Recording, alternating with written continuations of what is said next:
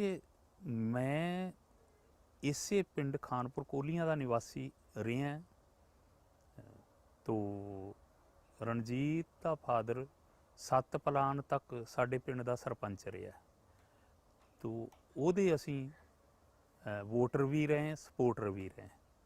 इस करके इन्हां दे रणजीत सिंह दे पूरे परिवार नाल मेल जोल साडा बहुत पुराना पहलों तो सी। तो वो रणजीत बाद जदों जवान होया वो डेरा प्रेमी बन गया। ज़्यादातर फिर वो सरसे रहिंदा सी, इत्थे घट ही आउंदा सी। ते रणजीत दे फादर नाल जोगिंदर सिंह क्योंकि सरपंच रहा सी, ਉਹਦੇ ਨਾਲ ਸਾਡੇ ਵਧੀਆ ਟਰਮ ਸੀ ਔਰ ਅਖੀਰ ਤੱਕ ਬਹੁਤ ਵਧੀਆ ਟਰਮ ਰਹੇ ਉਹਨਾਂ ਦੇ ਨਾਲ। ਤੋ ਇਸ ਤਰ੍ਹਾਂ ਸ਼ੁਰੂ ਤੋਂ ਹੀ, ਕਿਉਂਕਿ ਅਸੀਂ ਜਦੋਂ ਇਸ ਪਿੰਡ ਵਿੱਚ ਆਏ ਹਾਂ ਇੱਥੇ ਆਣ ਕੇ ਅਸੀਂ ਜ਼ਮੀਨ ਲਈ ਹੈ ਔਰ ਉਦੋਂ ਤੋਂ ਹੀ ਰਣਜੀਤ ਦੇ ਪੂਰੇ ਪਰਿਵਾਰ ਨਾਲ ਸਾਡੇ ਵਧੀਆ ਮੇਲ ਜੋਲ ਰਿਹਾ ਹੈ।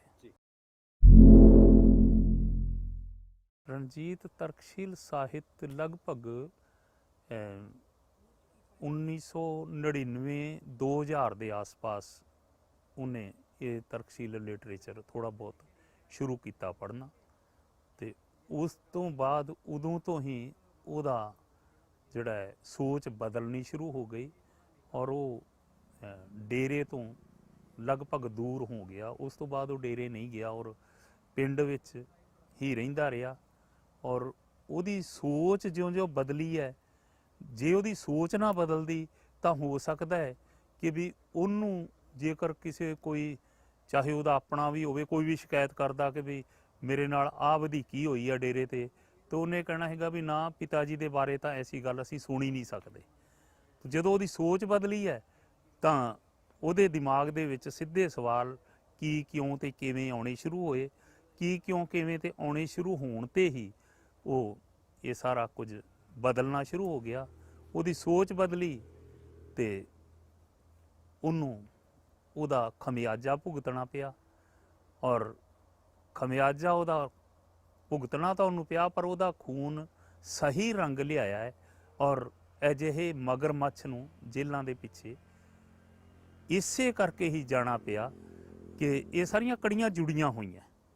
कल्ला रणजीत मर्डर ही नहीं, उसे साधवी दे उस पत्तर दे नाल जुड़िया होया ही साधवी रेप कांड है, ਉਹਦੇ नाल ही जुड़िया होया रामचंद्र छत्रपति का कतल है। क्योंकि रामचंद्र छत्रपति का कतल भी तां ही होया, उन्हें अपनी अखबार दे विच ये पूरा दा पूरा लैटर छाप दिता सी। जेकर वो ना छापदा तां उन्हें भी बाकियां दी तरह जिउंदे होना सी हुण। पर वो जिंदा दिल सी, सच ते पहरा देने वाला सी और इस करके उन्हें सच अपनी अखबार राहीं बयान कर दिता। ते समय दे साहन ने, आपां तां उन्हां नूं साहन कहांगे, साध नहीं साहन, इहो जे साहनां ने वो अपने खिलाफ आवाज़ नूं बर्दाश्त करते नहीं है। जदों नहीं करते तो इस करके रामचंद्र नूं छत्रपति जी नूं उन्होंने शहीद किया। वो तां शहीद रहणगे पर यह तां हुण जेल दी पक्की PR दे विच ही अंदर ही बैठा रहेगा। अजिहे जिन्ने भी साध रूपी सहन है इन्हां नूं यही अंजाम मिलना ही मिलना है। ये साडा विग्यानक सोच वालियां दा दावा है।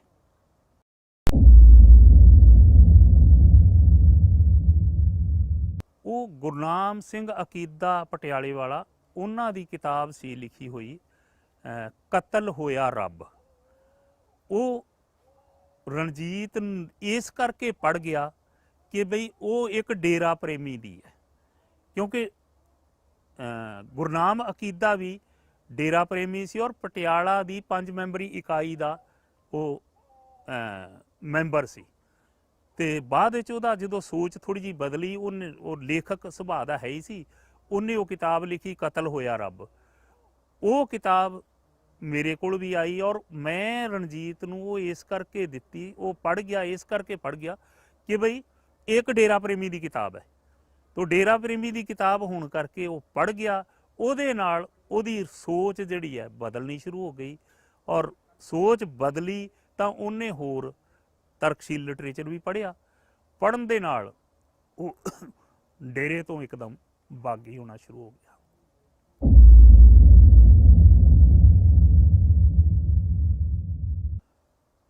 ਅਸਲ ਵਿੱਚ ਜਦੋਂ ਕਿਸੇ ਦਾ ਕਤਲ ਹੋ ਜਾਵੇ ਤੇ ਪੁਲਿਸ ਤਫਤੀਸ਼ ਕਰਦੀ ਹੈ, ਉਹ ਤਫਤੀਸ਼ ਪੁਲਿਸ ਦੀ ਕਿਸ ਦਿਸ਼ਾ ਵੱਲ ਜਾਵੇ, ਇਹ ਜ਼ਰੂਰੀ ਨਹੀਂ ਸਹੀ ਦਿਸ਼ਾ ਵੱਲ ਜਾਵੇ, ਕਿਉਂਕਿ ਜਿਹੋ ਜਿਹਾ ਸਾਡਾ ਪੁਲਿਸ ਪ੍ਰਸ਼ਾਸਨ ਦਾ ਢੁੱਲ-ਮੁੱਲ ਲਚਰ ਰਵੱਈਆ ਹੁੰਦਾ ਹੈ, ਕਈ ਵਾਰੀ ਗਲਤ ਦਿਸ਼ਾ ਵੱਲ ਵੀ ਜਾਂਦੀ ਹੈ।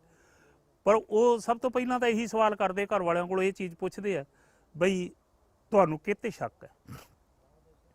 ਤੋ ਰਣਜੀਤ ਦੇ ਪਿਤਾ ਜੋਗਿੰਦਰ ਸਿੰਘ ਜੀ ਦਾ ਕਿਉਂਕਿ ਵੈਸੇ ਕੋਈ ਵੈਰ ਵਿਰੋਧ ਨਹੀਂ ਸੀ ਕਿਸੇ ਨਾਲ, ਤੇ ਉਹਨਾਂ ਨੇ ਇੱਕ ਸੁਭਾਵਿਕ ਇਸ ਗੱਲ ਨੂੰ ਕਿਹਾ ਕਿ ਪਿੰਡ ਦੇ ਵਿੱਚ ਤਾਂ ਸਿਰਫ ਸਾਡਾ ਵਿਰੋਧੀ ਪਾਰਟੀ ਨਾਲ ਹੈ, ਜਿਹੜਾ ਕਿ ਉਸ ਸਮੇਂ ਸਰਪੰਚ ਸੀ ਰਾਮ ਕੁਮਾਰ, ਬਈ ਇਹਨਾਂ ਨਾਲ ਤਾਂ ਸਾਡਾ ਵਿਰੋਧ ਹੈ, ਹੋਰ ਤਾਂ ਕਿਸੇ ਨਾਲ ਵਿਰੋਧ ਹੈ ਨਹੀਂ ਸਾਡਾ।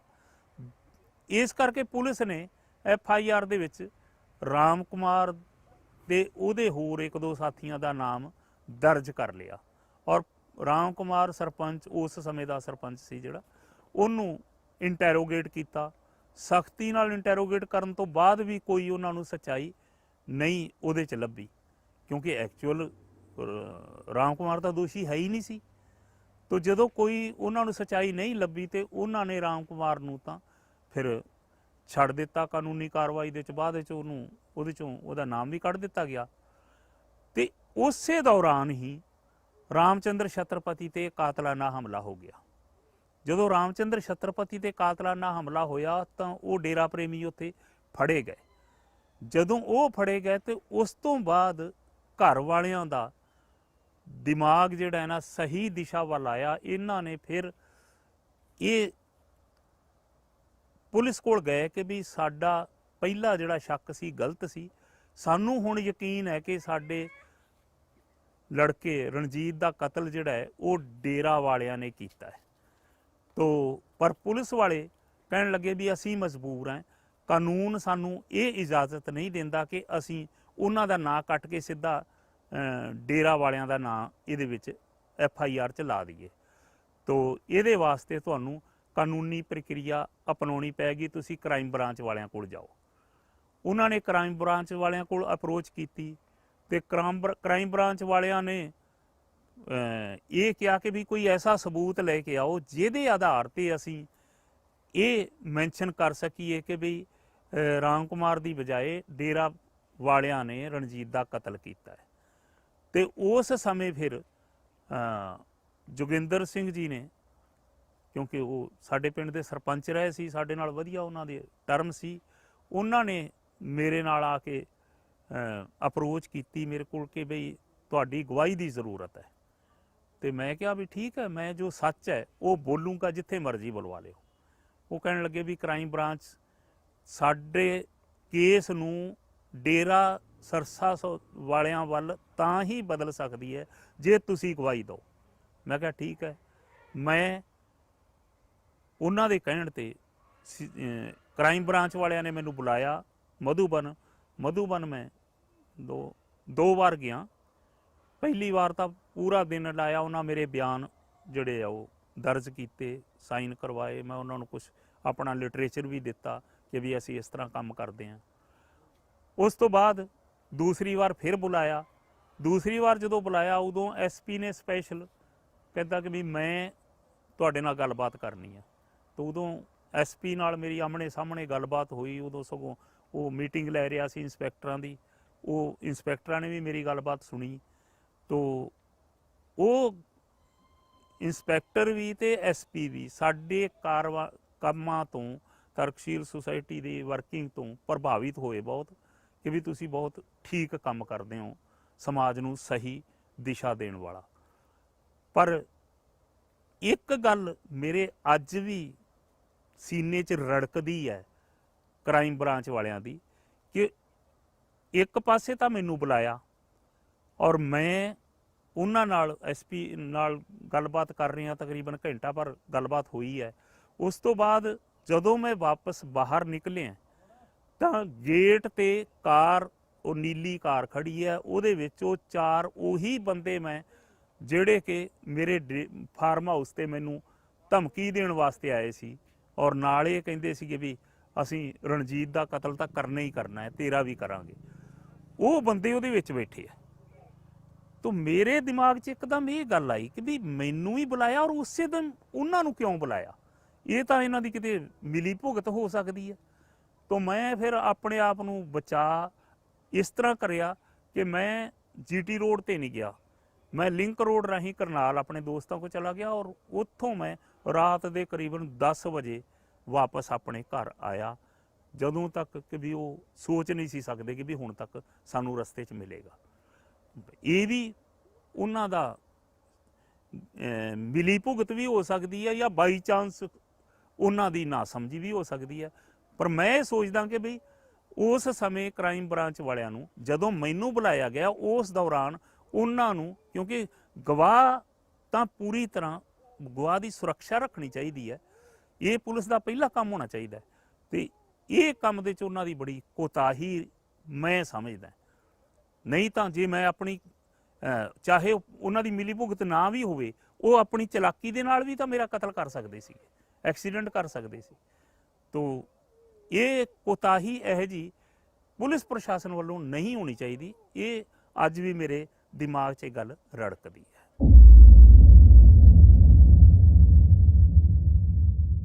ਇਹ ਚਿੱਠੀ ਬਾਈ ਪੋਸਟ ਮੇਰੇ ਕੋਲ ਆਈ ਤੋ ਪਿਪਲੀ ਜਦੋਂ ਚਿੱਠੀ ਮੇਰੇ ਕੋਲ ਡਾਕ, ਮੈਂ ਬਾਈ ਚਾਂਸ ਇੱਕ ਦੁਕਾਨ ਤੇ, ਕੱਪੜੇ ਵਾਲੀ ਦੁਕਾਨ ਤੇ ਬੈਠੇ ਖਰੀਦਦਾਰੀ ਕਰ ਰਹੇ ਹਾਂ, ਉਹ ਡਾਕੀਆ ਉੱਥੇ ਆਇਆ ਤੇ ਉਹਨੇ ਮੈਨੂੰ ਪਛਾਣ ਲਿਆ, ਪਛਾਣਦਾ ਸੀਗਾ। ਤੂੰ ਪਛਾਣ ਕੇ ਤੇ ਮੈਨੂੰ ਕਹਿੰਦਾ ਮਾਸਟਰ ਜੀ ਤੁਹਾਡੀ ਚਿੱਠੀ ਆਈ ਆ। ਮੈਂ ਕਿਹਾ ਲਿਆ ਇੱਥੇ ਦੇ ਦੇ। ਉਹ ਚਿੱਠੀ ਇਨਵੈਲਪ ਦੇ ਵਿੱਚ ਬੰਦ ਸੀ। ਮੈਂ ਉਹ ਖੋਲ੍ਹਿਆ, ਦੁਕਾਨ ਤੇ ਹੀ ਖੋਲ੍ਹਿਆ, ਪੜ੍ਹਿਆ, ਬੜਾ ਹੈਰਾਨ ਹੋਇਆ। ਤੋ ਇੱਕ ਦੋ ਸਾਥੀ ਉੱਥੇ ਬੈਠੇ ਸੀਗੇ, ਉਹ ਮੈਨੂੰ ਪੁੱਛਣ ਲੱਗੇ ਵੀ ਕੀ ਗੱਲ ਹੈਰਾਨ ਕਿਉਂ ਰਹੇ? ਮੈਂ ਕਿਹਾ ਯਾਰ ਚਿੱਠੀ ਪੜ੍ਹ ਕੇ ਦੇਖੋ ਕਿਹੋ ਜੀ ਬੜੀ ਅਜੀਬ ਚਿੱਠੀ ਆ। ਉਹਨਾਂ ਨੇ ਪੜ੍ਹੀ, ਕਹਿੰਦੇ ਵੀ ਇਹ ਤਾਂ ਸਾਨੂੰ ਫੋਟੋਸਟੇਟ ਚਾਹੀਦੀ ਹੈ। ਮੈਂ ਕਿਹਾ ਵੀ ਲੈ ਜਾਓ ਫੋਟੋਸਟੇਟ। ਉਹ ਖੁਦ ਮੇਰੇ ਕੋਲੋਂ ਲੈ ਗਏ। ਉਹਨਾਂ ਨੇ ਲਾਗੇ ਇੱਕ ਫੋਟੋਸਟੇਟ ਸੀ ਦੁਕਾਨ, ਉਹ ਤੋਂ ਕਰਵਾਈਆਂ, ਕਿੰਨੀਆਂ ਕਰਵਾਈਆਂ ਉਹਨਾਂ ਨੂੰ ਪਤਾ, ਤੇ ਬਾਕੀ ਮੈਨੂੰ ਲਿਆ ਕੇ ਦੇ ਦਿੱਤੀ। ਮੈਂ ਉਹ ਓਰੀਜਨਲ ਚਿੱਠੀ ਤੇ ਉਹ ਇਨਵੈਲਪ ਜਾ ਕੇ ਘਰ ਆਪਣੀ ਫਾਈਲ ਚਲਾ ਦਿੱਤਾ। ਉਹਨਾਂ ਨੇ ਉਹ ਚਿੱਠੀ ਜਿਹੜੀ ਹੈ ਨਾ ਅੱਗੇ ਸਰਕੂਲੇਟ ਕਰਨੀ ਸ਼ੁਰੂ ਕਰੀ। ਉਹ ਇੱਕ ਹਫ਼ਤੇ ਦੇ ਅੰਦਰ ਅੰਦਰ ਇਹ ਰਿਪੋਰਟਾਂ ਮਿਲੀਆਂ ਕਿ ਟੋਟਲ ਹਰਿਆਣਾ ਦੇ ਵਿੱਚ ਉਹ ਚਿੱਠੀ ਸਰਕੂਲੇਟ ਹੋ ਚੁੱਕੀ ਸੀ, ਔਰ ਉਹਨੂੰ ਉਸ ਤੋਂ ਅਖਬਾਰਾਂ 'ਚ ਖਬਰਾਂ ਵੀ ਆਉਣ ਲੱਗ ਪਈਆਂ ਕਿ ਬਈ ਕਈ ਸ਼ਹਿਰਾਂ ਦੇ ਵਿੱਚ ਇਹ ਡੇਰਾ ਪ੍ਰੇਮੀਆਂ ਨੇ ਫੋਟੋ ਸਟੇਟ ਦੀਆਂ ਦੁਕਾਨਾਂ ਤੇ ਵੀ ਹਮਲੇ ਕੀਤੇ, ਲੋਕਾਂ ਤੇ ਹਮਲੇ ਕੀਤੇ। ਜਿਨ੍ਹਾਂ ਨੇ ਚਿੱਠੀ ਸਰਕੂਲੇਟ ਕਰਦੇ ਉਹਨਾਂ ਨੂੰ ਦਿਖੇ, ਉਹਨਾਂ ਦੀ ਮਾਰ ਕਟਾਈ ਕਰੀ, ਤੇ ਇਹ ਗੱਲ ਵੱਧਦੀ ਜੰਗਲ ਦੀ ਅੱਗ ਦੀ ਤਰ੍ਹਾਂ ਫੈਲਦੀ ਗਈ। ਔਰ ਉਸ ਤੋਂ ਬਾਅਦ ਕੁਝ ਦਿਨ ਬਾਅਦ ਪਤਾ ਲੱਗਿਆ ਕਿ ਵੀ ਸਰਸਾ ਦੀ ਇੱਕ ਅਖਬਾਰ ਹੈ ਪੂਰਾ ਸੱਚ, ਉਹਦੇ ਵਿੱਚ ਰਾਮਚੰਦਰ ਛਤਰਪਤੀ ਸੰਪਾਦਕ ਨੇ ਉਹ ਚਿੱਠੀ ਪੂਰੀ ਦੀ ਪੂਰੀ ਪਬਲਿਸ਼ ਕਰ ਦਿੱਤੀ ਹੈ। ਤੋ ਉਹ ਹਰਿਆਣਾ ਹੀ ਨਹੀਂ, ਯੂਪੀ ਦੇ ਵਿੱਚ, ਪੰਜਾਬ ਦੇ ਵਿੱਚ ਥਾਂ ਥਾਂ ਤੇ ਉਹ ਚਿੱਠੀ ਦੀ ਫੋਟੋ ਸਟੇਟ ਜਿਹੜੀ ਸਰਕੂਲੇਟ ਹੁੰਦੀ ਰਹੀ। ਔਰ ਬਾਅਦ 'ਚ ਕਈ ਹੋਰ ਅਖਬਾਰਾਂ ਨੇ ਉਹਦੇ ਥੋੜ੍ਹੇ ਹਵਾਲੇ ਛਾਪੇ। ਪੰਜਾਬ ਕੇਸਰੀ 'ਚ ਵੀ ਥੋੜ੍ਹਾ ਜਿਹਾ ਹਵਾਲਾ ਛਪਿਆ ਸੀ, ਅਮਰ ਉਜਾਲਾ 'ਚ ਵੀ ਥੋੜ੍ਹਾ ਜਿਹਾ ਹਵਾਲਾ ਛਪਿਆ ਸੀ, ਪਰ ਪੂਰੀ ਚਿੱਠੀ ਰਾਮਚੰਦਰ ਛਤਰਪਤੀ ਨੇ ਛਾਪੀ ਸੀ, ਜਾਂ ਬਹੁਤ ਬਾਅਦ 'ਚ ਦੇਸ਼ ਸੇਵਕ ਨੇ ਉਹ ਪੰਜਾਬੀ ਦੇ ਵਿੱਚ ਪੂਰੀ ਦੀ ਪੂਰੀ ਚਿੱਠੀ ਛਾਪ ਦਿੱਤੀ ਸੀ। ਤੇ ਉਹਦੇ ਨਾਲ ਡੇਰਾ ਪ੍ਰੇਮੀ ਇੰਨੇ ਭੜਕ ਗਏ ਸੀ ਕਿ ਜਿੱਥੇ ਇਹਨਾਂ ਨੂੰ ਪਤਾ ਲੱਗਦਾ ਸੀ ਕਿ ਵੀ ਇਹ ਚਿੱਠੀ ਫਲਾਣਾ ਵੰਡ ਰਿਹਾ ਹੈ, ਉਹ ਇਕੱਠੇ ਹੋ ਕੇ ਉਹਦੇ ਤੇ ਟੁੱਟ ਪੈਂਦੇ ਔਰ ਉਹਦੀ ਮਾਰ ਕੁਟਾਈ ਕਰਦੇ। ਔਰ ਸਾਡੇ ਸੰਸਥਾ ਦੇ ਤਰਕਸ਼ੀਲ ਕਈ ਸਾਥੀਆਂ ਤੇ ਵੀ, ਮੀਟਿੰਗਾਂ ਤੇ ਵੀ ਇਹਨਾਂ ਨੇ ਹਮਲੇ ਕੀਤੇ ਹੈ, ਤੇ ਮੇਰੇ ਤੇ ਵੀ ਵਾਰ-ਵਾਰ ਹਮਲੇ ਕਰਨ ਦੀ ਕੋਸ਼ਿਸ਼ ਕਰੀ ਆ। ਪਰ ਮੈਂ ਇਹਨਾਂ ਦੀ ਮਾਰ ਕਟਾਈ ਤੋਂ ਸਿਰਫ ਇਸ ਕਰਕੇ ਬਚਦਾ ਰਿਹਾ ਕਿਉਂਕਿ ਜ਼ਿਆਦਾਤਰ ਜਿਹੜੇ ਇਸ ਇਲਾਕੇ ਦੇ ਲੋਕ ਸੀ, ਉਹਨਾਂ ਦੇ ਬੱਚੇ ਮੇਰੇ ਸਟੂਡੈਂਟ ਰਹੇ, ਇਸ ਕਰਕੇ ਉਹ ਰਿਗਾਰਡ ਕਰਦੇ ਸੀ ਤੇ ਸਿੱਧਾ ਹਮਲਾ ਨਹੀਂ ਕਰ ਸਕੇ। ਤੇ ਜਾਂ ਮਨੋਰੋਗੀਆਂ ਦਾ ਜਿਨ੍ਹਾਂ ਦੇ ਮੈਂ ਮਸਲੇ ਹੱਲ ਕੀਤੇ ਸੀ, ਉਹ ਬਥੇਰੇ ਡੇਰਾ ਪ੍ਰੇਮੀ ਸੀਗੇ, ਉਹਨਾਂ ਨੇ ਵੀ ਆ ਕੇ ਮੈਨੂੰ ਸ਼ਿਕਾਇਤਾਂ ਤਾਂ ਕਰਦੇ ਰਹੇ, ਪਰ ਮੇਰੇ ਤੇ ਹਮਲਾ ਕਿਸੇ ਨੇ ਕਰਨ ਦੀ ਹਿੰਮਤ ਜਾਂ ਜ਼ਰੂਰਤ ਨਹੀਂ ਕੀਤੀ। ਖਤਰਾ ਤਾਂ ਦਿਨ ਰਾਤ ਖਤਰਾ ਰਹਿੰਦਾ ਰਿਹਾ, ਕਿਉਂਕਿ ਮੇਰੇ ਸਾਰੇ ਰਿਸ਼ਤੇਦਾਰ ਵੀ ਮੈਨੂੰ ਵਾਰ-ਵਾਰ ਇੱਕੋ ਹੀ ਗੱਲ ਕਿ ਵੀ ਤੈਨੂੰ ਕੀ ਜ਼ਰੂਰਤ ਹੈ ਐਡੇ ਵੱਡੇ ਪਹਾੜ ਨਾਲ ਟੱਕਰ ਲੈਣ ਦੀ। ਔਰ ਪਰਿਵਾਰ ਵਾਲੇ ਵੀ ਮਤਲਬ ਦੱਬੀ ਜ਼ੁਬਾਨ ਦੇ ਵਿੱਚ ਕਹਿੰਦੇ ਰਹੇ ਵੀ ਤੁਹਾਨੂੰ ਕੀ ਜ਼ਰੂਰਤ ਹੈ। ਤਾਂ ਮੈਂ ਸਿਰਫ ਇੱਕ ਹੀ ਗੱਲ ਕਿਹਾ ਕਰਦਾ ਸੀ ਕਿ ਵੀ ਜਿੰਦਾ ਦਿਲ ਜਿਹੜੇ ਇਨਸਾਨ ਹੁੰਦੇ ਆ ਉਹ ਕਦੀ ਦੱਬਿਆ ਨਹੀਂ ਕਰਦੇ। ਮਤਲਬ ਜੇਕਰ ਡਰ ਕੇ ਜੀਵੇ ਤਾਂ ਉਹ ਜ਼ਿੰਦਗੀ ਕੋਈ ਜ਼ਿੰਦਗੀ ਨਹੀਂ ਹੈ, ਉਹ ਤਾਂ ਕੀੜੇ ਮਕੌੜਿਆਂ ਵਾਲੀ ਜ਼ਿੰਦਗੀ ਹੁੰਦੀ ਹੈ। ਕਿਉਂਕਿ ਇਤਿਹਾਸ ਉਹਨਾਂ ਨੂੰ ਯਾਦ ਕਰਦਾ ਹੈ ਜਿਨ੍ਹਾਂ ਨੇ ਸਮੇਂ ਦੀਆਂ ਹਵਾਵਾਂ ਦੇ ਵਿਰੁੱਧ ਡਟ ਕੇ ਕੰਮ ਕੀਤਾ ਹੋਵੇ। ਜੇਕਰ ਅੱਜ ਭਗਤ ਸਿੰਘ ਨੂੰ ਦੁਨੀਆ ਯਾਦ ਕਰਦੀ ਹੈ ਤੇ ਇਸ ਕਰਕੇ ਕਰਦੀ ਹੈ ਕਿ ਅਜਿਹੀ ਜ਼ਾਲਮ ਅੰਗਰੇਜ਼ ਸਰਕਾਰ ਦੇ ਵਿਰੁੱਧ ਉਹਨੇ ਇੰਨੇ ਜਿੰਦਾ ਦਿਲੀ ਨਾਲ ਕੰਮ ਕੀਤਾ ਸੀ। ਤੇ ਇਸੇ ਤਰ੍ਹਾਂ ਆਪਾਂ ਜੇਕਰ ਸਿੱਖ ਇਤਿਹਾਸ ਵੱਲ ਥੋੜ੍ਹੀ ਜਿਹੀ ਝਾਤੀ ਮਾਰਦੇ ਹਾਂ ਤਾਂ ਉਹਦੇ 'ਚ ਵੀ ਦੇਖਦੇ ਹਾਂ ਕਿ ਗੁਰੂ ਗੋਬਿੰਦ ਸਿੰਘ ਦਾ ਸਥਾਨ ਇੰਨਾ ਮਹਾਨ ਸਿਰਫ ਇਸ ਕਰਕੇ ਹੈ ਕਿ ਉਹਨਾਂ ਨੇ ਆਪਣੀ ਫਿਲਾਸਫੀ ਦੇ ਨਾਲ ਨਾਲ ਸਭ ਤੋਂ ਵੱਡਾ ਕੰਮ ਕਿ ਆਪਣਾ ਸਰਬੰਸ ਹੀ ਦੇਸ਼ ਕੌਮ ਵਾਸਤੇ ਕੁਰਬਾਨ ਕਰ ਦਿੱਤਾ ਸੀ। ਤੇ ਇਸ ਕਰਕੇ ਸਮੇਂ ਦਾ ਸਰਕਾਰਾਂ ਦਾ ਸੁੱਖ ਔਰ ਸਹੂਲਤਾਂ ਲੈ ਕੇ ਕੋਈ ਮਹਾਨ ਨਹੀਂ ਬਣ ਸਕਦਾ। ਜੇਕਰ ਕੋਈ ਮਹਾਨ ਬਣਦਾ ਹੈ ਤਾਂ ਉਹ ਸਮੇਂ ਦੀ ਧਾਰਾ ਦੇ ਵਿਰੁੱਧ ਚੱਲ ਕੇ, ਹਿੰਮਤ ਦਿਖਾ ਕੇ, ਕੁਰਬਾਨੀਆਂ ਦੇ ਕੇ, ਸ਼ਹੀਦੀਆਂ ਦੇ ਕੇ ਹੀ ਬਣ ਸਕਦਾ ਹੈ। ਤੇ ਇਸ ਕਰਕੇ ਡਰ ਕਦਮ ਕਦਮ ਤੇ ਸੀ, ਪਰ ਉਸ ਡਰ ਨੂੰ ਦਰਕਿਨਾਰ ਕਰਕੇ ਆਪਾਂ ਆਪਣੀ ਸੱਚੀ ਲਾਈਨ, ਵਿਗਿਆਨਿਕ ਸੋਚ ਵਾਲੀ ਲਾਈਨ ਤੇ ਅੱਗੇ ਚੱਲਦੇ ਰਹੇ। ਔਰ ਅੱਜ ਉਹਦਾ ਨਤੀਜਾ ਇਹ ਹੈ ਕਿ ਅਜਿਹੇ ਮਗਰਮੱਛ ਜਿਹੜੇ ਆ ਉਹ ਕਾਬੂ 'ਚ ਆਏ ਆ। ਔਰ ਮਗਰਮੱਛ ਕਾਬੂ 'ਚ ਆਏ ਆ ਤੇ ਉਹ ਲੋਕ ਜਿਹੜੇ ਮੈਨੂੰ ਡਰਾਇਆ ਕਰਦੇ ਸੀ ਅੱਜ ਉਹ ਸਾਰੇ ਸ਼ਰਮਿੰਦਾ ਹੈ। ਔਰ ਸਾਡੀ ਜ਼ਮੀਰ ਅੱਜ ਇੱਕ ਜਿੰਦਾ ਦਿਲੀ ਨਾਲ ਅਸੀਂ ਇਹ ਕਹਿ ਸਕਦੇ ਹਾਂ ਕਿ ਸਾਡੀ ਜ਼ਮੀਰ ਜਿੰਦਾ ਹੈ। ਔਰ ਉਸ ਜਿੰਦਾ ਜ਼ਮੀਰ ਦੇ ਕਾਰਨ ਹੀ ਅਜਿਹੇ ਮਗਰਮੱਛ ਅੱਜ ਜੇਲ੍ਹਾਂ ਦੀਆਂ ਸਲਾਖਾਂ ਦੇ ਵਿੱਚ ਬੈਠੇ ਹੈ।